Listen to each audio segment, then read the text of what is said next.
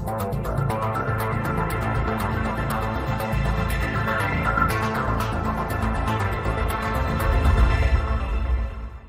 Latur YouTube चॅनलमध्ये आपल्या सर्वांचं स्वागत. 12वीच्या परीक्षा सुरू झालेल्या आहेत. इंग्रजीचा पेपर नुकताच संपलेला आहे आणि आता बायोलॉजीचा पेपर कसा सोडवावा हे राजर्षी शाहू महाविद्यालयातले राजकुमार बनसोडे सर याची माहिती देणार आहेत. तर जाणून घेऊया आपण बायोलॉजीचा पेपर कसा सोडवावा. नमस्कार, आपलं सर्वांचं माझं लातूर यूट्यूब चॅनलवर सगळ्यांचं स्वागत. मी प्राध्यापक राजकुमार बनसोडे आज आपल्या पुढे बायोलॉजी या विषयाचं बोर्डामध्ये जास्तीत जास्त मार्क कसे मिळावेत यासाठीचं मार्गदर्शन करण्यासाठी उभा आहे. तर आज आपण सविस्तर पद्धतीत बघणार आहोत की बायोलॉजी या विषयामध्ये आपण कशी मार्क्स वाढवू शकतो. याचं पहिलं कारण असं की बरेच मुलं अभ्यास करतात पण नीटसाठी लागणारे क्वालिफाईंग मार्क्स त्यांना मिळू शकत नाही. विशेषतः फिजिक्स, केमिस्ट्री, बायोलॉजीमध्ये 150 मार्क मिळवणं अपरिहार्य असतं, पण तरी सुद्धा मुलांना ते मार्क मिळत नाहीत. तर माझ्या या लेक्चर मधनं तुम्हाला कळेल की जास्तीत जास्त मार्क कसे मिळवायचे असतात. इव्हन बायोलॉजीमध्ये तुम्हाला जास्तीत जास्त मार्क कसे पडतील यासाठीच मी तुम्हाला मार्गदर्शन करणार आहे. तर सगळ्यात अगोदर आपण बघणार आहोत की how to score more marks in the board examination specifically in biology. तर आजच्या या लेक्चर मध्ये मी तुम्हाला सांगणार आहे पहिल्यांदा chapter wise marking scheme.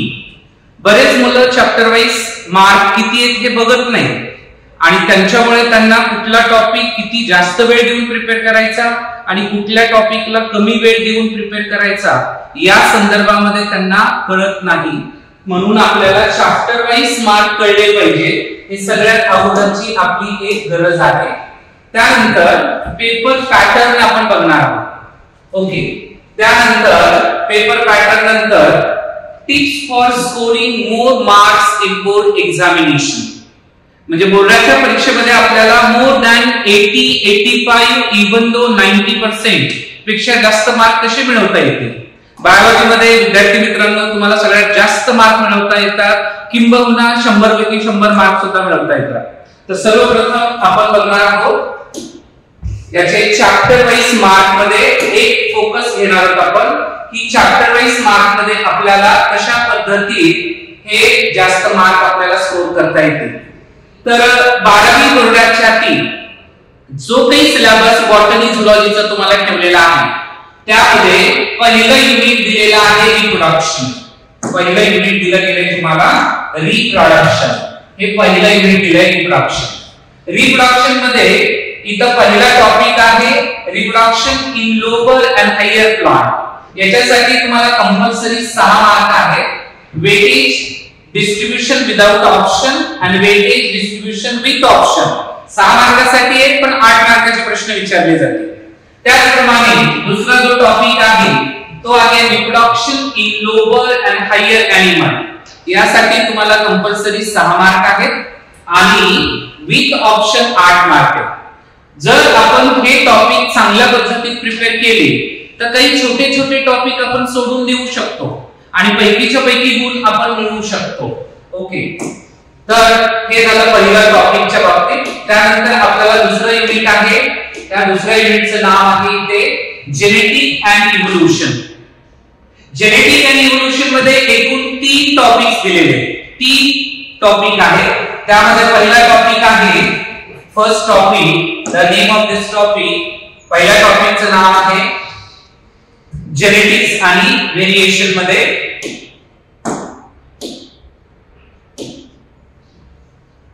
Inheritance and variation. Compulsory 4 मार्कासाठी आहे, विथ ऑप्शन 6 मार्कासाठी आहे.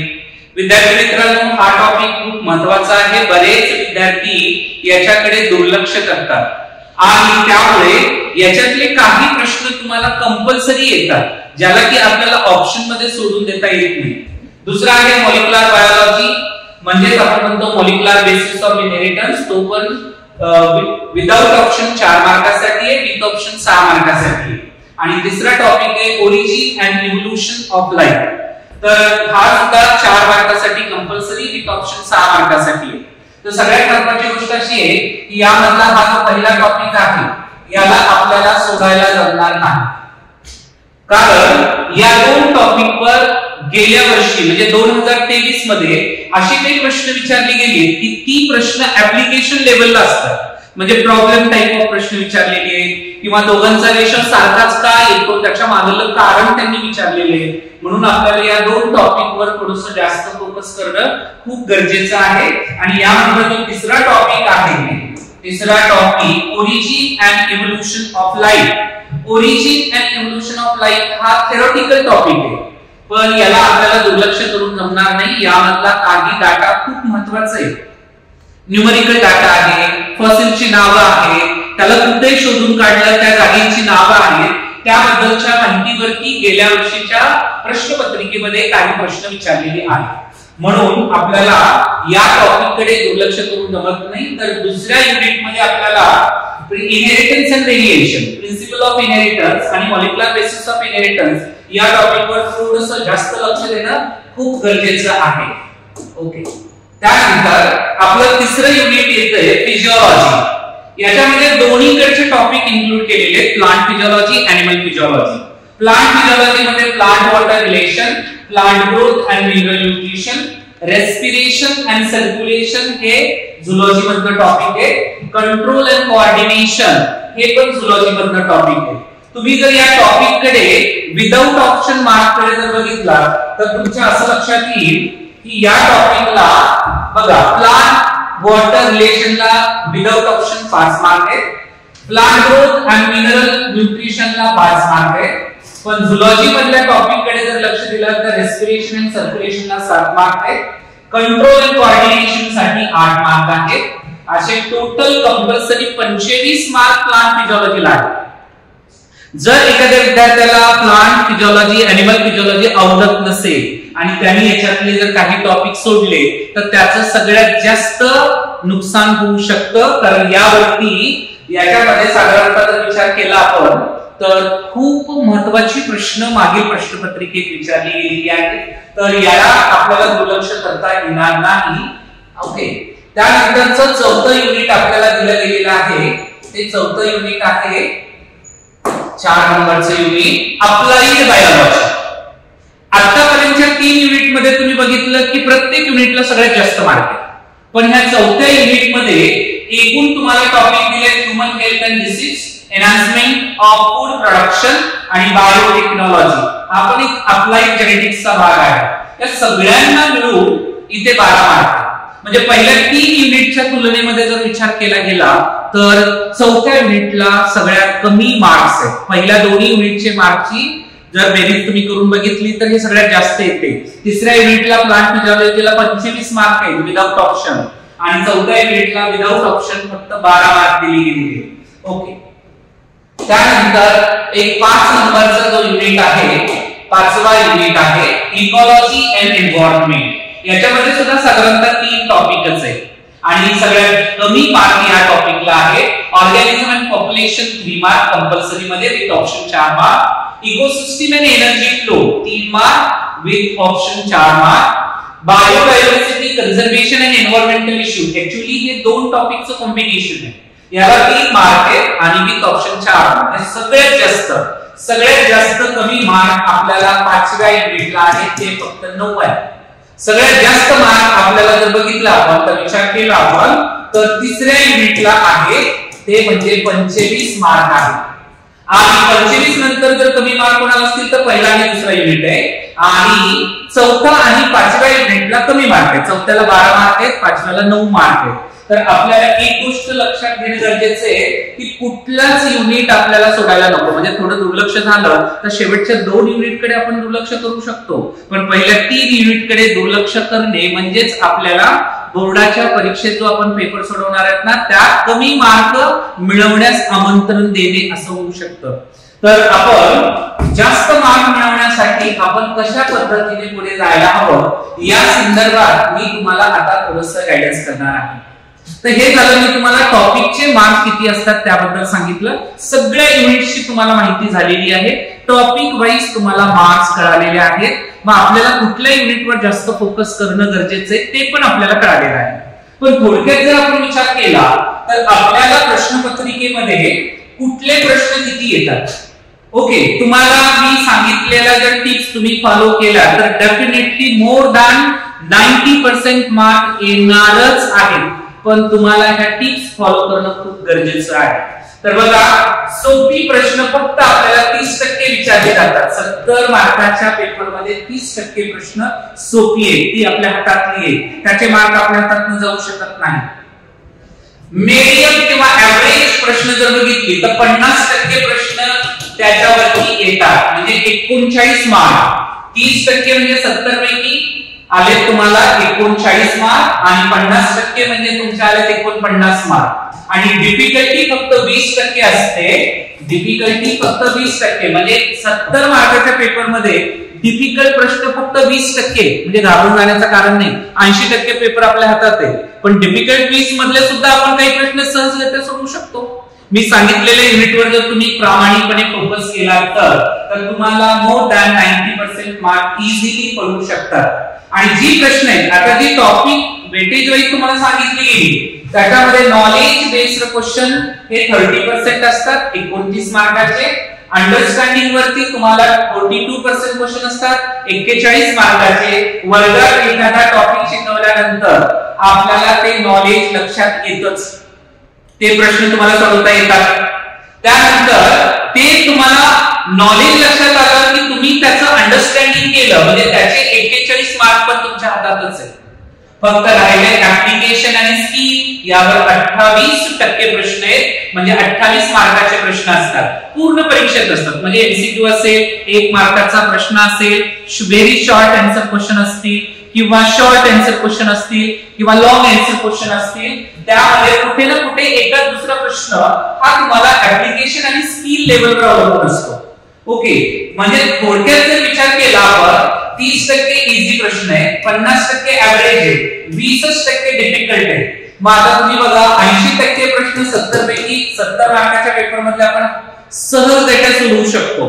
राहिले 20%, याच्यात सुद्धा आपण जर प्रामाणिकपणे पहिला, दुसरा आणि तिसरा युनिट प्रॉपरली रीड केला असेल आणि टेक्स्ट बुक मधनं महाराष्ट्र बोर्डाचं जे टेक्स्ट बुक आहे त्याच्यातनं जर वाचले असेल तर तुम्हाला ती प्रश्न सहजरित्या सोडवता येतात. कुठेही तुम्हाला त्याच्याबद्दल प्रॉब्लेम येणार नाही.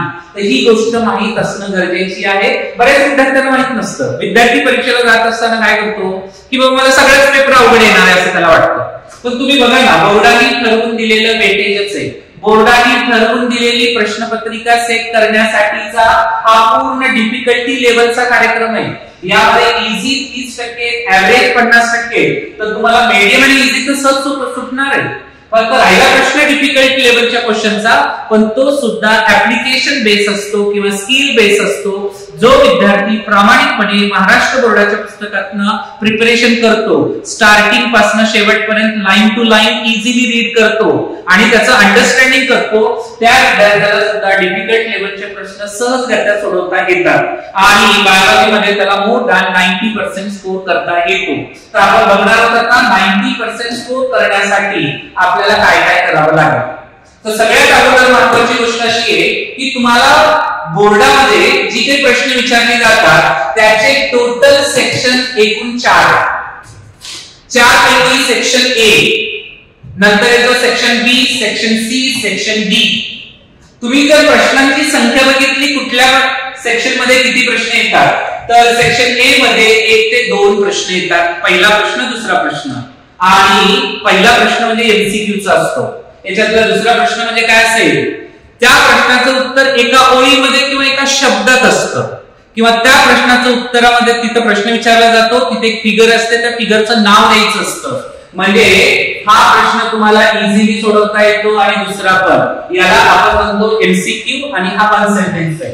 त्याच्यानंतर सेक्शन बी मध्ये म्हणजे याचे 10 मार्क, याचे 8 मार्क, एकूण 18 मार्कासाठीचा हा पहिला प्रश्न असतो. हे आपल्या हातातले मार्क्स आहेत.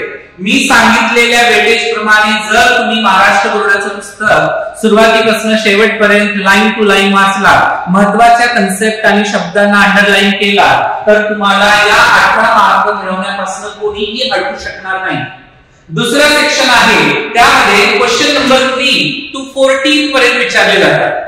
घाबरण्याची गरज नाही. 3 ते 14 पर्यंत इथे तुम्हाला ऑप्शन आहे, त्यापैकी तुम्हाला 8 प्रश्न सोडवायचे, प्रत्येकी 2 मार्क असतात. म्हणजे सेक्शन 2 साठी एकूण मार्क गेले 16.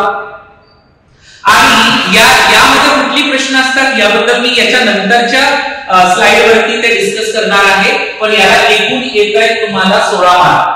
क्वेश्चन सेक्शन सी मध्ये क्वेश्चन नंबर 15 ते 26 येतात. म्हणजे प्रश्नांची संख्या जास्त आहे पण तुम्हाला सोडवायचे किती 8च आहे. पण इथे एका प्रश्नासाठी 3 मार्क आहे, वरच्या मध्ये 2 होते, याच्यासाठी 1 मार्क आहे. म्हणजे तिसऱ्या सेक्शन मध्ये सेक्शन सी मध्ये एका प्रश्नात 3 मार्क आहे, एकूण 8 सोडवायचे. म्हणजे त्याचे तुम्हाला 8 असतात 24. आणि सेक्शन बी मध्ये तुम्हाला एकूण प्रश्न आहेत 27 ते 31, त्यापैकी तुम्हाला कंपल्सरी सोडवायचे फक्त 3, एका प्रश्नासाठी 4 मार्क असतात. असे टोटल झाले त्याचे 12 मार्क. असा आपला पेपर आहे एकूण 70 मार्काचा. पण विद्यार्थी मित्रांनो, तुम्ही बघितलं असेल वर्षभर जर प्रामाणिकपणे तुम्ही प्रॅक्टिकल केले असतील तर तुम्हाला प्रॅक्टिकलचे जवळपास 28, 29, 30 मार्क मिळणारच आहेत. ते मार्क आपल्या हातातलेच आहेत. राहिलेले 70 पैकी आपण किती मिळवू शकतो आणि यासाठी आपल्याला काय करायला हवं यासाठी मी तुम्हाला थोडंसं मार्गदर्शन करणार आहे. ओके, तर आपण इथे बघूया. यामध्ये आता पहिला सेक्शन घेतोय, याच्यात मागील वर्षी काय विचारलं आणि तुम्ही काय करायला हवं या सूचनांचं जर तुम्ही पालन तंतोतंत केला तर तुम्हाला पैकीच्या पैकी मार्क पडणार आहे सेक्शन 1 साठी, म्हणजे सेक्शन ए साठी. मी सांगितल्याप्रमाणे तुम्हाला लक्षात आलं असेल क्वेश्चन 1 याच्यामध्ये 10 एमसीक्यू असतात. 1 मार्कासाठी 1 एमसीक्यू म्हणजे टोटल 10 मार्क झाले. आपण आता यामध्ये जे प्रश्न विचारले जातात तर पहिल्या 3 सेक्शन मधली थोडी जास्त असणार. 4था आणि 5वा सेक्शन आहे त्यामधनं तुम्हाला हार्डली 3 किंवा 4 एमसीक्यू येतील. कारण काही ठिकाणी मार्कांचा मेळ बसवण्यासाठी त्यातल्या जे मार्क त्या टॉपिकला असतात, चॅप्टरला असतात, त्यातला 1 मार्क काढला जातो आणि त्याचा एक एमसीक्यू म्हणून इथे टाकला जातो. तर आपल्याला 9 ते 10 एमसीक्यू बरोबर येतातच. त्यासाठीची पहिली सूचना आहे, महाराष्ट्र बोर्डाचं पुस्तक तंतोतंत वाचा. कारण पेपर हा महाराष्ट्र बोर्डाच्या पुस्तकातून सेट केला जातो. मधली वाक्य उचलली जातात, त्याचा प्रश्न बनवला जातो आणि त्यावरच ते सगळी एमसीक्यू आधारित असतात. त्याच पद्धतीत प्रश्न दुसरा आहे very short answer question. Okay, आणि याच्यात एकूण 8 प्रश्न असतात आणि त्याला प्रत्येकाला 1 मार्क आहे. तर विद्यार्थी मित्रांनो, इथे तुम्हाला 1 एमसीक्यू लिहिला की लगेच त्याचं ऑप्शन लिहायचे. ऑप्शन ए आणि पुढचा शब्द जे काही उत्तर असेल ते. नुसतं ऑप्शन टाकून येऊ नका, त्याला मार्क मिळत नाही. जो एमसीक्यू विचारला असेल त्याचं जे उत्तर असेल त्या ऑप्शनचं ए बी सी किंवा 1 2 3 काय नंबर असेल तो लिहायचा आणि पुढचं जे काही उत्तर असेल ते तिथे लिहून टाकायचं. ओके, तर लिहिलं तरच त्याला मार्क मिळतात. व्हेरी शॉर्ट आन्सर मध्ये सगळ्यात महत्त्वाची गोष्ट अशी आहे की तुम्हाला इथे विचारलेल्या प्रश्नाची उत्तर 1 शब्द, 1 वाक्य किंवा आयडेंटिफाय डायग्राम किंवा एखादं फंक्शन असं विचारलं जातं. म्हणजे तुम्हाला इथे पण जास्त लिहिण्याची गरज नाही. गेल्या वर्षीचा महाराष्ट्र बोर्डाचा जर आपण पेपर बघितला तर तुमच्या असं लक्षात येईल की बायोलॉजीचा पेपर हा पूर्ण ऑब्जेक्टिव्ह आहे पण परीक्षा आपली सब्जेक्टिव्ह आहे. म्हणजे गेल्या वर्षी ऑब्जेक्टिव्हनेस हे परीक्षेत खूप आलेले आहे. हे तुम्ही पेपर काढून बघा, तुमच्या लक्षात येईल. ओके, तर हे झालं आपण सेक्शन 1 बद्दलची माहिती. त्याला एकूण 18 मार्क आहेत आणि आपण ते 18 पैकी 18 मिळवूच शकतो. आणि यासाठीची टिप आहे, महत्वाचे जास्त मार्काचे असलेले टॉपिक किंबहुना सर्वच्या सर्व बायोलॉजीचे टॉपिक महाराष्ट्र बोर्डाच्या पुस्तकामधनं तुम्ही तंतोतंत लाईन टू लाईन वाचावे. ओके, तर तुम्हाला याचे 18 पैकी 18 मार्क सहजरित्या मिळू शकतात. ओके, आपण जाणार आहोत आता दुसऱ्या सेक्शनकडे ज्यामध्ये आपण डिस्कस करणार आहोत दुसऱ्या सेक्शन मध्ये काय विचारलं जातं त्याबद्दलची माहिती. आता सेक्शन बी मध्ये question number 3 to question number 14. पण तुम्हाला सोडवायचे किती? फक्त 8 प्रश्न सोडवायचे कंपल्सरी. प्रश्नाची संख्या जास्त आहे. You have to solve any 8 MCQ. फक्त 8 सोडवायचे म्हणजे प्रत्येकी 2 मार्क आहे. म्हणजे इथे तुम्हाला एकूण 16 मार्काचा सेक्शन आहे. आपल्याला बघायचे इकॉनॉमी ऑफ मार्क, हातातला मार्क जाऊ द्यायचा नाहीये. प्रश्नाबद्दल जे माहिती आहे एक्युरेटली बरोबर ते तिथे लिहायचंच आहे. जरी पूर्ण पॅरेग्राफ, जरी पूर्ण ओळीमध्ये लिहिता नाही आलं तरी चालेल, पण आपल्याला तो शब्द जो प्रश्नात विचारलेला तो लिहायचा आहे, त्याचे तुम्हाला मार्क पैकीच्या पैकी पडणारच आहे. मग आता बघा या प्रश्नाचं स्वरूप येतं शॉर्ट आन्सर क्वेश्चन. मग तुम्ही म्हणाल सर याच्यासाठी आम्ही प्रिपरेशन काय करायला हवं क्वेश्चन नंबर 2 साठी? याच्यात विचारलं जातं डिफाइन टर्म्स. गेल्या वर्षीच्या पेपर मध्ये विचारले 2 मार्काचा प्रश्न आहे डिफाइन फॉलोइंग टर्म. पहिला विचारलाय नेट प्रायमरी प्रोडक्टिव्हिटी, दुसरा विचारलेला आहे ग्रॉस प्रायमरी प्रोडक्टिव्हिटी. अगदी डेफिनेशन लिहायचं एका ओळीमध्ये, म्हणजे याचे मार्क्स सुद्धा ऑब्जेक्टिव्ह मध्ये मिळतात. कारण 2 मार्काचा प्रश्न असल्यामुळे छोटी छोटी 2 प्रश्न एकत्र करून विचारलेले. दुसरा असतो फिगर बेस्ड प्रश्न असतो व्हेरी शॉर्ट आन्सर मध्ये. फिगर बेस्ड मध्ये काय असतं, अमुक एक फिगर विचारलेली असते. फॉर एक्झाम्पल तुम्हाला त्यांनी कुठली तरी एखादी फिगर विचारली, draw the TS of testis and labelled it correctly असं विचारलंय. इथे विद्यार्थी मित्रांनो सगळी फिगरची नावं नाही आली तरी चालतात, कारण मार्किंग स्कीम असं असतं बोर्डाचं, करेक्ट फिगर, नीट labelled and appropriate figure you will get 1 mark and any two correct labeling half mark for each. त्याच्यामुळे एखादी डायग्राम तुम्हाला पूर्ण आठवत नसेल तर घाबरण्याचं कारण नाही. त्याचे किमान 2-3 नावं तर तुम्हाला सहज आठवू शकतात, आणि ती आठवली म्हणजे तुम्हाला त्याच्या पैकी मार्क पडले. म्हणजे दुसरा प्रश्न आहे फिगर बेस्ड. नंतर आहे गिव्ह रिझन. त्यांनी काय केले, एक डेफिनेशन आणि गिव्ह रिझन असे 2 एक मार्कासाठी एकत्र करून विचारले. म्हणून पुस्तक वाचत असताना जिथं कुठं तुम्हाला गिव्ह रिझनचं वाक्य असेल ते लक्षात ठेवायला हवं. ओके, समजा तुम्हाला कुठल्याही एखादा गिव्ह रिझनचा प्रश्न विचारला, काही नाही, ते एका ओळीमध्ये त्याचं उत्तर देणं खूप गरजेचं आहे. त्याचं तुम्हाला एक पैकी 1 मार्क मिळतो. गिव्ह रिझन कधी कधी 2 गिव्ह रिझन एकत्र करून विचारले जातात. एक्सप्लेन इन शॉर्ट, काहीतरी माहिती आहे समजा, एक्सप्लेन इन शॉर्ट त्यांनी विचारलंय, तर ते काही XYZ विचारला असेल त्याबद्दलचे कुठलेही 4 करेक्ट पॉइंट लिहायचे, प्रत्येकी अर्धा मार्क मिळतो. एक्सप्लेन इन शॉर्ट म्हणल्यानंतर इथे 4 पेक्षा जास्त पॉइंटची गरज नाहीये. Right a short note on, त्यांनी विचारलं right a short note on energy pyramid, diagram काढणे अर्धा मार्क. एनर्जी पिरॅमिड बद्दल 3 वाक्य लिहिणे बरोबर वाले, प्रत्येकी अर्धा मार्क मिळेल. किंवा आता या वर्षी त्यांनी म्हणजे मागील वर्षी असा एक नवीन पेपर सेट केलाय की प्रत्येक थेरीच्या प्रश्नामध्ये ऑब्जेक्टिव्हनेस आणलाय. त्यांनी जर समजा असं विचारलं right a short note on x on the following point, म्हणजे दिलेल्या पॉइंट वरतीच त्यांना शॉर्ट नोट लिहायची, असं मागील वर्षीच्या पेपरमध्ये विचारले गेले. तुम्हाला ते विचारायचं ते त्या पद्धतीनेच लिहायचं. म्हणून यासाठी बोर्डाचं पुस्तक तंतोतंत लाईन टू लाईन वाचणं खूप गरजेचं आहे. Differentiate between x and Y हे सगळ्यात सोपं आहे. त्याचे कुठलेही 4 फरकाचे मुद्दे देणे, दोन्ही बाजूचे बरोबर येणं खूप गरजेचं आहे. दोन्ही बाजूचे आले तरच त्याचा अर्धा मार्क मिळतो. आणि डिफरन्शिएट लिहित असताना मस्तपैकी कॉलम करणे, 2 कॉलम करणे आणि प्रत्येकाचा डिफरन्स पॉइंट एका समोर लिहिणे, एकाचा वर जास्त लिहिला पण दुसऱ्याचा खाली लिहिणे असं करू नका. याचे पैकीच्या पैकी मार्क पडतात. म्हणजे तुम्हाला एकूण इथे 8 प्रश्न सोडवायचे, 16 मार्क आपल्या हातातले. पहिले झाले 18, दुसरे झाले 16. आता आपण येतोय सेक्शन सी कडे. सेक्शन सी पर हा सेक्शन सी मध्ये सुद्धा तुम्हाला एकूण 8च प्रश्न सोडवायचे आहेत. ओके, सेक्शन सी याच्यात एकूण प्रश्न येतात 15 ते 26. प्रत्येक प्रश्नासाठी 3 मार्क आहे आणि यापैकी तुम्हाला 8च कंपल्सरी सोडवायचे. तर तुम्ही कुठलेही 8 सोडवू शकता. आता मुलांना वाटेल सर आता इथे मार्क वाढले, मग आम्हाला थोडं जास्त लिहावं लागेल. मागील वर्षीचा पेपर काढून बघा काय केले त्यांनी. 3 मार्काचा जरी प्रश्न असला तर याच्यात 1 मार्काचं डिफाइन प्लस 2 मार्काचं दुसरं, असं करून ऑब्जेक्टिव्हनेस प्रश्नात आणलं गेले.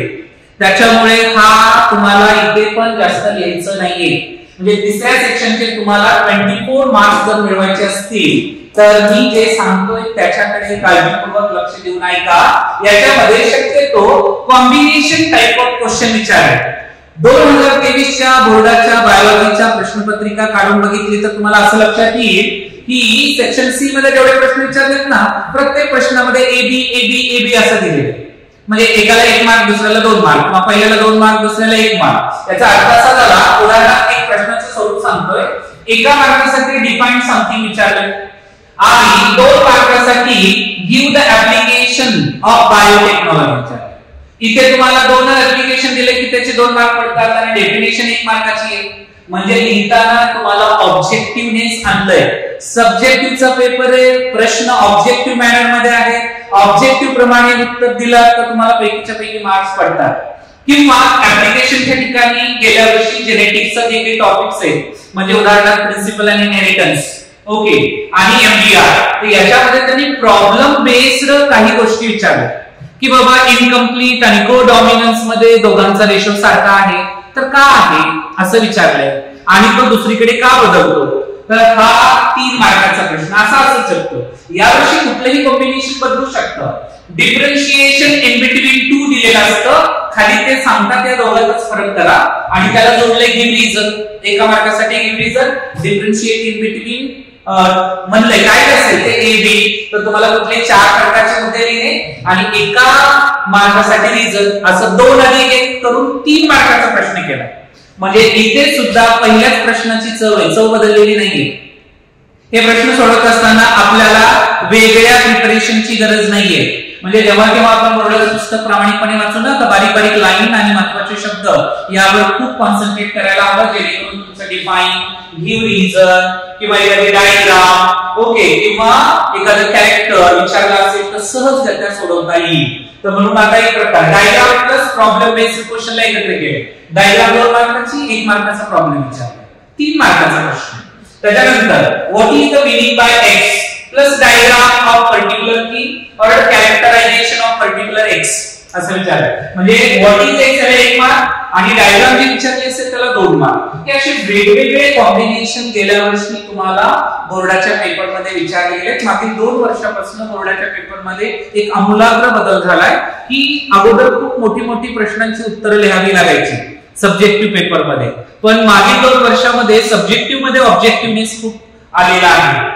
किंवा तरी काय म्हणतात एखादा चार्ट दिलेला असतो, हे असा एक चार्ट दिलेला असतो, याच्यात फक्त तुम्हाला एकाची माहिती दिलेली असते दुसऱ्याची नाही, तर त्याची नावं सोडायची. इथे रोगाचं नाव दिलं असेल त्याचं पॅथोजन काढायचं आहे, किंवा एखाद्या डिसीजचं नाव दिलेलं असेल तर त्याचा पॅथोजन कुठला, किंवा पॅथोजन दिलं असेल तर त्याचा डिसीज कुठला. हे असं छोटी प्रश्न एकत्रित करून त्यांनी 3 मार्काचा शॉर्ट आन्सर क्वेश्चन विचारलेला आहे.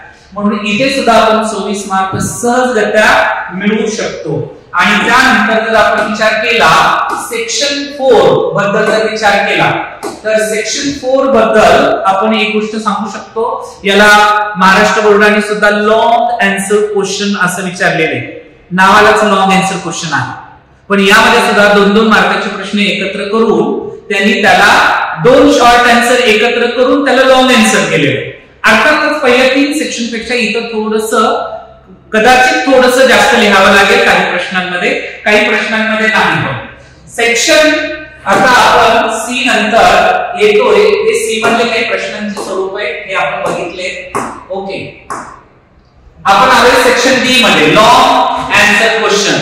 इथे तुम्हाला फक्त 3 सोडवायचे, प्रत्येकी 4 मार्क आहे. प्रश्न क्रमांक 27 ते 31 असतील. तर तुम्हाला बघा शॉर्ट आन्सर एकत्र आणून लॉंग आन्सर क्वेश्चन कशी केले. कॉम्बिनेशन टाइप ऑफ क्वेश्चन्स विचारले गेल्या वर्षी, कारण तुम्ही बघा सेक्शन डी काढून बघा, तुम्हाला कुठल्याही सेक्शन डी मधल्या प्रश्नामध्ये एक लॉंग प्रश्न विचारलेला नाहीये. त्याच्यात पुन्हा ए बी सी 3 एकत्र करून विचारलेले. म्हणजे उदाहरणार्थ डेफिनेशन 1 मार्कासाठी, डायग्राम 2 मार्कासाठी, नेम किंवा एखाद्या गोष्टीचं नाव दिलं त्याला विचारलं. म्हणजे for example name the cranial nerve 2 and 3, म्हणजे याला 1 मार्क, अर्ध्या मार्कासाठी 1 क्रॅनियल नर्व. डायग्राम विचारली असेल 1 मार्कासाठी डायग्राम, त्याचे 2 करेक्ट लिहिली. आणि जे डेफिनेशन विचारली असेल त्याच्या करेक्ट डेफिनेशन लिहिणे. करेक्ट लिहिणे म्हणजे तंतोतंत आठवत नसेल तरी त्याला संलग्न असलेले शब्द जी की ज्याचा अर्थ तुम्हाला सांगतील ती लिहिणे. तुम्हाला 1 पैकी 1 मार्क मिळतो. म्हणजे काय केलंय, हा शॉर्ट आन्सर आहे, हा शॉर्ट आन्सर आहे, हा शॉर्ट आन्सर आहे, एकत्र केलंय आणि त्याला लॉंग आन्सर क्वेश्चन केलंय. म्हणजे सब्जेक्टिव्ह पेपर मध्ये मेनली ऑब्जेक्टिव्हनेस आणलेला आहे. आता बघा differentiation in between x and Y 2 मार्कासाठी कुठले 4 प्रकारचे मुद्दे लिहिले. and describe x, for example PCR technique in biotechnology. 3 step आहे PCR च्या, एक डायग्राम आहे त्याच्याबद्दल लिहिणे, प्रत्येकी अर्धा मार्क असेल. म्हणजे इथं थोडंसं जास्त लिहावं लागेल पहिल्याच्या तुलनेमध्ये, पहिल्या कॉम्बिनेशन मध्ये तुम्हाला ऑब्जेक्टिव्हनेस खूप आहे, पण दुसऱ्या कॉम्बिनेशन मध्ये थोडंसं लिखाण करावं लागेल, कारण डिस्क्राईब म्हणले नाही ते. तर तुम्ही डायग्राम काढली अर्धा मार्क आणि त्याच्या ज्या 3 स्टेप आहेत त्याबद्दल लिहिणे 1 किंवा 2 ओळीमध्ये, जास्त लिहायचं नाही. बोर्डामध्ये जो प्रश्न विचारलाय त्या अनुषंगाने तुम्ही 1 किंवा 2 वाक्यातच लिहायचं. मग आता इथे तुम्ही त्याच्या 3 स्टेप बद्दल माहिती लिहिली की तुम्हाला काय कळते, त्याचे 2 पैकी 2 मार्क पडतील. आणि तिसरे एक कॉम्बिनेशन पॉसिबल आहे, फंक्शन्स ऑफ हार्मोन्स विचारले असतील 1 मार्कासाठी. कधी कधी काय असतं, एका मार्कासाठी एकच हार्मोन असतं, पण कधी कधी एका मार्कासाठी एनी 2 करेक्ट हार्मोन पण विचारले जातात आणि त्याचे फंक्शन. तर तुम्ही लिहू शकता name the cranial nerve, sensory nerve, motor nerve विचारू शकता हे 2 मार्कासाठी, किंवा कुठल्या तरी हार्मोनचं फंक्शन. हे असं एकत्रित करून प्रश्न विचारले जातात. म्हणजे वाटतो पेपर आपला खूप मोठा आहे सब्जेक्टिव्ह टाइप, पण ऍक्च्युअल मध्ये जर विचार केला तर याला ऑब्जेक्टिव्हनेसच आणला गेलेला आहे.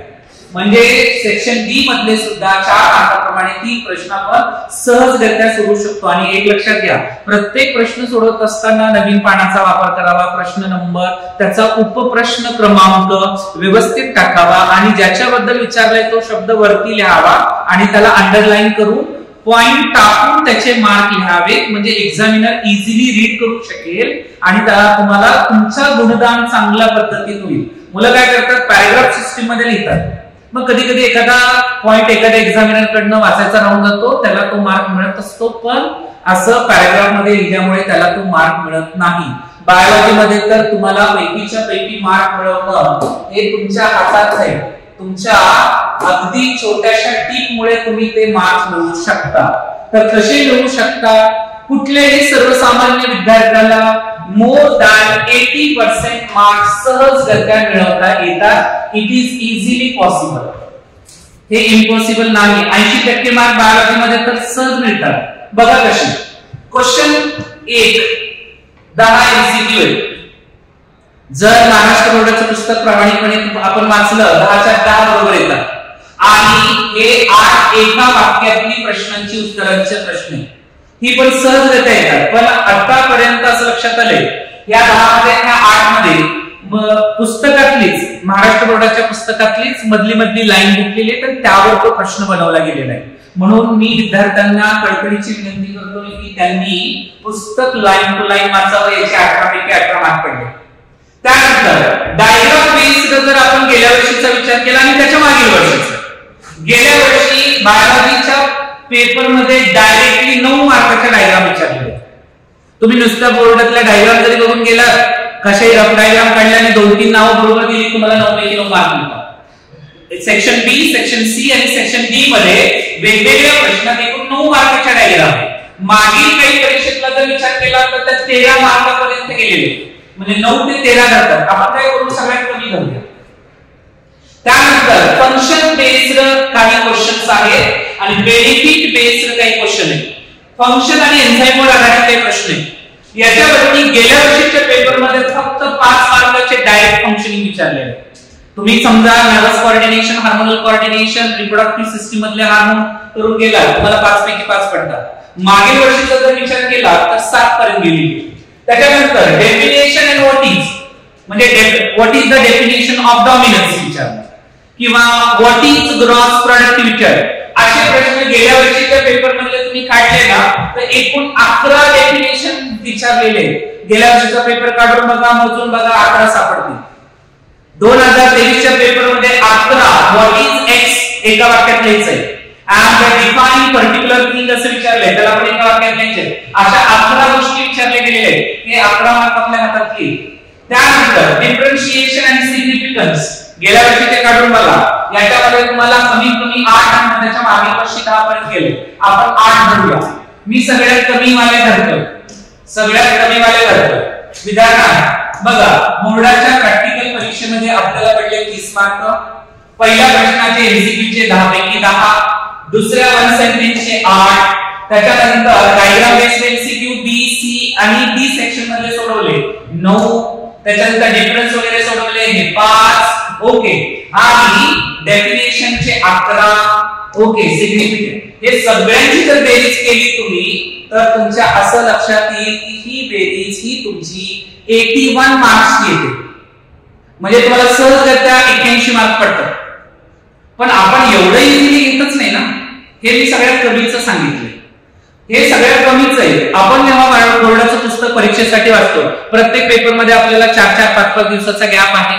मी तर म्हणतो एखाद्या विद्यार्थ्यांनी ठरवलं ना तर सगळ्याच्या सगळं पुस्तक तो 2 वेळा 3 वेळा सहजगत्या लाईन टू लाईन प्रामाणिकपणे सहजगत्या वाचू शकतो. त्यांनी जर वाचन केलं तर त्याला या प्रश्नामध्ये इतर सुद्धा पॉइंट त्यांना सहजगत्या लिहिता येतील आणि इझिली तो मोर दॅन 90% मार्क स्कोर करू शकतो.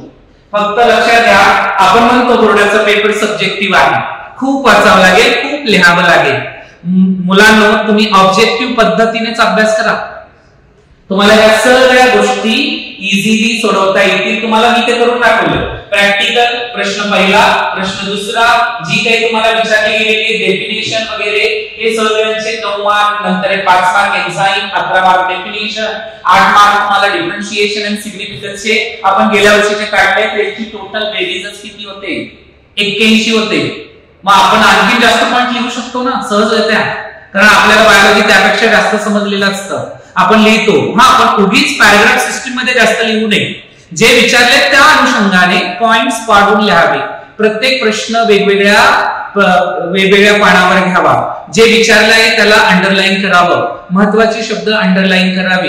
हा पेपर जरी तुम्हाला 3 तासाचा वेळ दिला तर तुम्हाला 2-2.5 तासातच पूर्ण सोडून होतो आणि तुम्हाला पैकीच्या पैकी मार्क मिळवता येतात. हे असे भरपूर प्रयोग झालेले आहेत आणि मुलांना मोर दॅन 90 काय even 100 out of 100 marks biology मध्ये आलेले आहेत.